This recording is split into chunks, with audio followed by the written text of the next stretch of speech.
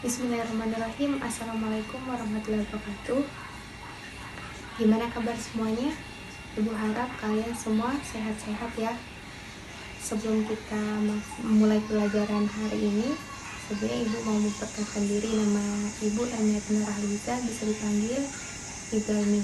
Jadi hari ini media pembelajarannya Ibu menggunakan media PowerPoint.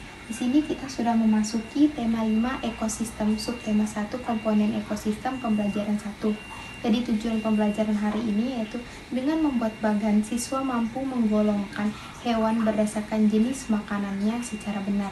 Dan yang kedua, dengan melakukan pengamatan dan pengumpulan informasi, siswa mampu membuat teks non-fiksi tentang penggolongan hewan berdasarkan jenis makanannya secara benar. Jadi sebelum masuki materinya, Ibu akan bertanya mengenai ekosistem. Apa itu ekosistem? Nah, ekosistem ini adalah suatu sistem ekologi yang terbentuk dari hubungan timbal balik antara makhluk hidup dengan lingkungannya. Nah, yang kedua, apa peranan ekosistem bagi makhluk hidup? Jadi peranan ekosistem bagi makhluk hidup itu sangat penting, seperti sebagai sumber bahan makanan bagi makhluk hidup. Dan yang kedua, menjaga keseimbangan ekosistem yang dinamis. Yang ketiga, membantu mengatasi permasalahan polusi. Yang keempat, menjamin tetap berlangsungnya dan daur ulang sampah organik di ekosistem. Yang ketiga, apakah semua tempat terdiri atas ekosistem yang sama? Tidak, karena semua tempat terdiri atas ekosistem yang berbeda. Setiap tempat dengan perbedaan lingkungannya akan terdiri atas ekosistem yang berbeda. Seperti perbedaan lingkungan antara lain meliputi iklim, suhu, ketinggian, dan lain sebagainya. Nah, Ibu lanjut ke materi selanjutnya, yaitu klasifikasi hewan berdasarkan jenis makanannya. Yang pertama, karnivora, hewan pemakan daging. Karnivora dikenal sebagai hewan buas karena memangsa hewan lain untuk dimakan. Hewan ini dikenal dengan hewan yang bergerak sangat cepat, gigi taringnya sangat tajam, dan lain-lain. Contohnya di sini ada ular, harimau, elang, dan komodo.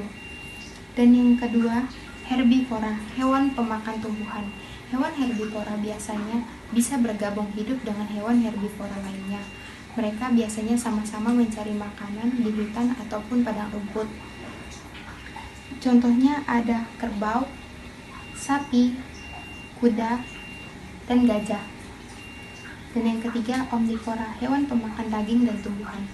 Omnivora ini dikenal dengan hewan pemakan segalanya. Selain punya gigi taring, dia juga mempunyai gigi seri untuk memotong makanan dan gigi geraham untuk mengunyah makanan. Contohnya monyet, tikus, dan beruang. Jadi sebelum Ibu mengakhiri pembelajaran hari ini, jadi dengan materi yang Ibu sudah jelaskan, kalian bisa menjawab pertanyaan-pertanyaan yang ada di buku siswa. Dan Ibu harap kalian bersama dengan orang tua mencari tentang hewan peliharaan kalian. Jika kalian mempunyai hewan peliharaan, makanannya itu apa, seperti itu, dan nama hewan itu apa, ataupun hewan pilihan-pilihan kalian bersama orang tua. Jadi sebelum Ibu akhiri pembelajaran hari ini, Ibu akan membahas tentang kesimpulan yang telah kita pelajari pada materi ekosistem dan komponen ekosistem. Yang pertama, ekosistem adalah suatu ekologi yang terbentuk oleh hubungan timbal balik yang tak terpisahkan antara makhluk hidup dengan lingkungannya. Dan yang kedua, komponen-komponen ekosistem memiliki manfaat yang sangat besar bagi manusia dan makhluk hidup lainnya.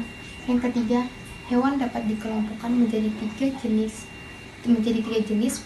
berdasarkan jenis makanannya, seperti karnivora, pemakan daging, herbivora, pemakan tumbuhan, dan omnivora, pemakan segalanya. Mungkin hanya itu saja yang dapat Ibu sampaikan. Wabillahi taufiq wal hidayah. Wassalamualaikum warahmatullahi wabarakatuh. Guruku tersayang, guru cinta.